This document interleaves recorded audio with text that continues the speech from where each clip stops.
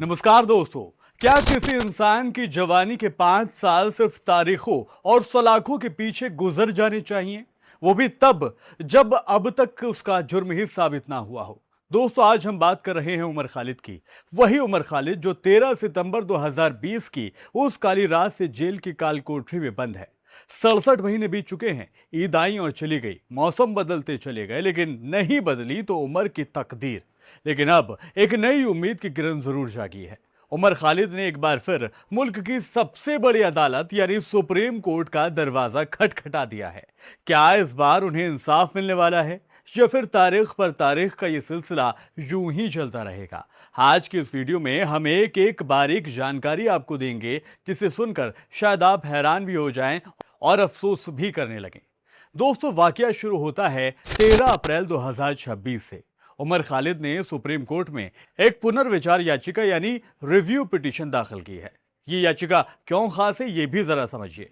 दरअसल उमर खालिद ने सिर्फ इंसाफ इसमें नहीं मांगा है, बल्कि एक ऐसी मांग की है जिसने कानूनी गलियारों में हलचल जरूर पैदा कर दी है।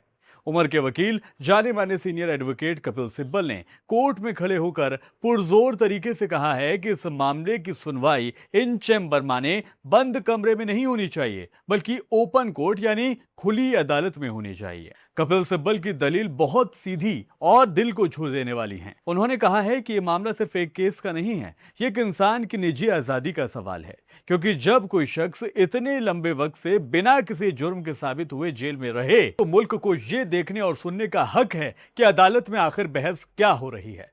खुली अदालत में सुनवाई का मतलब है कि दूध का दूध और पानी का पानी सबके सामने आ सके। अब थोड़ा पीछे चलते हैं दोस्तों, ताकि आप पूरा मामला समझ सकें। दोस्तों, इसी साल में 5 जनवरी को सुप्रीम कोर्ट ने उमर खालिद, शर्जिल इमाम की जमानत याचिका को खारिज कर दिया था। वो 123 पन्नों का फैसला किसी झटके से कम नहीं था। जस्टिस अरविंद कुमार और जस्टिस एनवी अंजारिया की बेंच ने उस वक्त ये कहा था कि दिल्ली पुलिस ने जो सबूत पेश किए हैं, उन्हें देखकर पहली नजर में ऐसा लगता है कि उमर खालिद पर लगे इल्जाम सही हैं। पुलिस का इल्जाम था कि उमर दंगों की साजिश रचने, फंड इकट्ठा करने और भीड़ को भड़काने के लिए मास्टरमाइंड के तौर पर काम कर रहा था।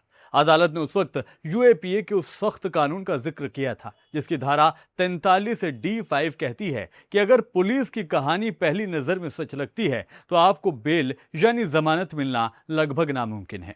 इसी कानून की बेड़ियों ने उमर के कदमों को कब से जकड़ रखा है। लेकिन दोस्तों, यहीं से कहानी में एक नया मोड़ और बड़ा मोड़ आ जाता है।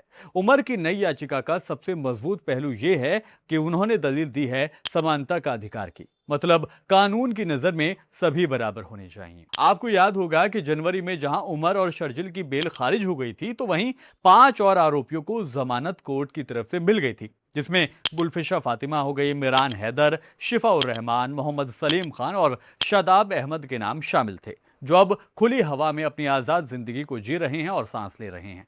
उमर के वकीलों का यह कहना है कि जो गवाह और जो सबूत इन 5 के खिलाफ थे, हूबहू वही सबूत उमर के खिलाफ भी हैं। तो फिर ऐसा क्यों है कि 5 लोगों को तो आपने राहत दे दी और उमर को वहीं सलाखों के पीछे सड़ाया जा रहा है? क्या यह नाइंसाफी नहीं है? याचिका में साफ लिखा है कि उमर पिछले 67 महीने से जेल में हैं और ट्रायल यानी मुकदमे की रफ्तार इतनी सुस्त है कि लगता है जैसे वक्त ठहर गया हो। यह फंडामेंटल राइट्स का खुला उल्लंघन है।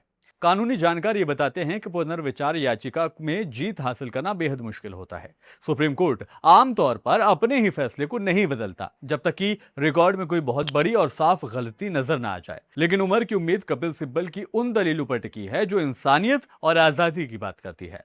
अदालत ने भी नरमी के इशारे दिए हैं और कहा है कि वो इस मामले को जल्दी ही लिस्ट करेंगे। आने वाले 1-2 दिन में हमें ये पता चल सकता है कि सुनवाई की अगली दिशा क्या होने वाली है। दोस्तों, उमर खालिद का मामला सिर्फ एक मुस्लिम नौजवान से जुड़ा हुआ मामला नहीं है, बल्कि ये हमारे मुल्क के अदालती निजाम और एक नागरिक की आजादी के बीच की जंग है। 5 साल ये कोई छोटा वक्त नहीं होता है। एक नौजवान की पूरी जिंदगी जेल की भेंट चढ़ती जा रही है, जबकि अब तक कोर्ट में उसके खिलाफ कुछ भी साबित तक नहीं हो पाया है। क्या हमारी अदालतें ये देखेंगी कि एक इंसान की आजादी कितनी कीमती है? क्या इस बार खुली अदालत में उमर के हक में फैसला आएगा, या फिर इंतजार की ये घड़ियां और भी ज्यादा लंबी होती चली जाएंगी। अब हम सभी की निगाहें अब सुप्रीम कोर्ट पर टिकी हैं। आप क्या सोचते हैं? क्या एक ही जैसे केस में अलग अलग फैसले आना सही है? अपनी राय आप कमेंट बॉक्स में जरूर दे सकते हैं। इस वीडियो को ज्यादा से ज्यादा शेयर करें ताकि लोगों को उमर खालिद के साथ हो रहे इस कानूनी उतार चढ़ाव की पूरी जानकारी मिल सके, क्योंकि बहुत से लोग, खासतौर पर राइट विंग वाले कट्टर लोग, ये कहते हैं कि कहीं ना कहीं उमर खालिद और शर्जील इमाम तो आतंकवादी हैं, जबकि कोर्ट में अभी तक इनको दोषी जो है करार नहीं दिया गया है। फिलहाल मेरे साथ इस वीडियो में अभी के लिए इतना ही। वीडियो पसंद आया तो वीडियो को लाइक कीजिए, शेयर कीजिए और हमारे चैनल को मुझे सपोर्ट करने के लिए सब्सक्राइब जरूर कीजिए। फिर होगी मुलाकात। आदाब, नमस्कार।